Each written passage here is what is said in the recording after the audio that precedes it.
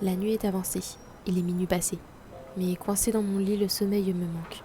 À me tourner, me retourner, je ne trouve pas de repos. Mais par ma fenêtre, je l'entends. La ville par ses bruits et sa ville, prospérant. Sont diverses de klaxons, de musique, d'autoradio et d'éclats de voix.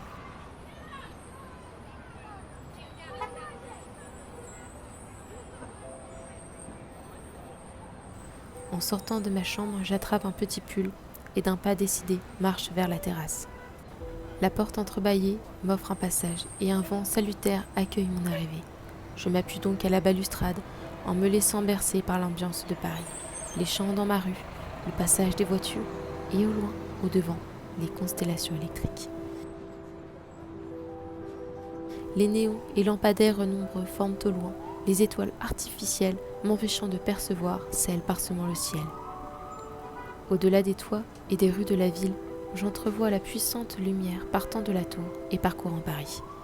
Mais ainsi de mon perchoir, je demeure insatisfaite par l'absence d'un profond horizon qui m'est privé par les hautes demeures et immeubles. Présent toutes les règles et risquant l'accident, je me risque dans l'escalade de la façade de pierre. Après un petit moment, la paume de ma main frôle enfin la surface métallique qui constitue de son bleu-vert le toit de ma maison.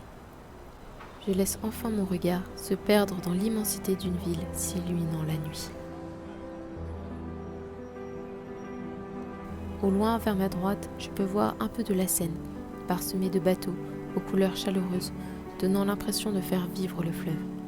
Les gens montent et descendent en ignorant d'un coin de l'œil un homme dont l'accordéon embellit l'atmosphère. Plus loin sur le quai, un couple s'est assis à la berge du fleuve se tenant par la main en regardant au loin.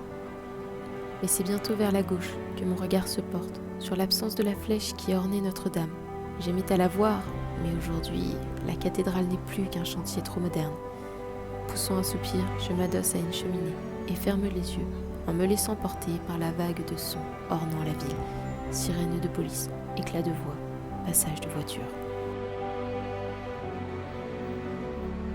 J'entrouvre doucement mes paupières, le visage dirigé vers le ciel, et peux enfin apercevoir une étoile rebelle, l'une de celles qui s'est dit que rien ne l'empêchera d'illuminer le ciel.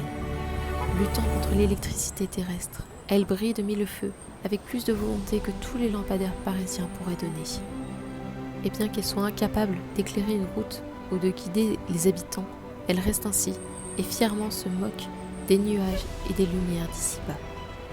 Les toits de métal d'un bleu-vert en dôme donnent un aspect ancien et presque industriel à la ville qui a vu naître les rêves et les fantasmes. J'ignore bien sûr toutes ces spéculations, car je ne vois devant moi que la ville où je suis née, où je vis, j'étudie. Et alors que je m'endors, presque prise dans l'atmosphère, un événement me réveille. Une petite brise chaude caresse mes cheveux, en emmènant avec elle l'écho lointain d'une musique légère qui résonne en moi comme la douce symphonie de l'âme de Paris. Et ouvrant grand les yeux et me laissant emporter, je voyage au loin vers les rues et les berges de la ville lumière.